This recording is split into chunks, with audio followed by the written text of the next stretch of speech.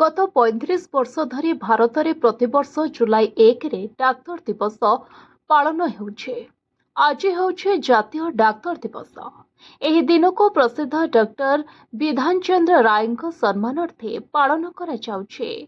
से जने राजनेता, जने स्वाधीनता संग्रामी तथा शिक्षार जने समर्थक परी अनेक क्षेत्र में काम करथिले। डाक्तर मानकु सैनिकंक सह तुलना करा जाए। सेमाने सिना सीमारे युद्ध करती नहीं, किंतु रोगरे पीड़ित लक्ष लक्ष लोकंक जीवन रक्षा करती।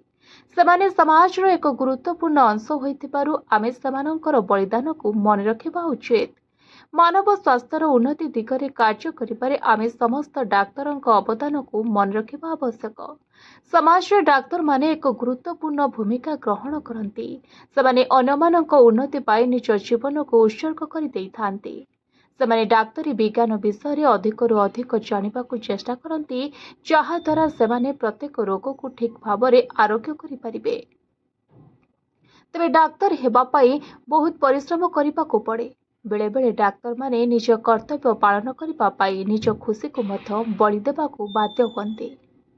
डाक्तर विधान चंद्र राय को सम्मान जणाइबा पाई 1991 जुलाई 1 रे प्रथम भारत में जातीय डाक्तर दिवस पालन करा जायथिला। स्वास्थ्य क्षेत्र में तांकर अवदान को मन रखिबा पाई एही दिन पालन करा जायथिला। डॉक्टर राय 1882 जुलाई 1 रे जन्म ग्रहण करथिले एवं 1962 जुलाई 1 रे मृत्युवरण करथिले। उभय जन्म और मृत्यु जुलाई 1 जहा एक अद्भुत संयोग। डॉक्टर राय को तांकर कार्य एवं सफलता पाई भारत रत्न प्रदान करा जायथिला। Bureau report, voice of Odisha live.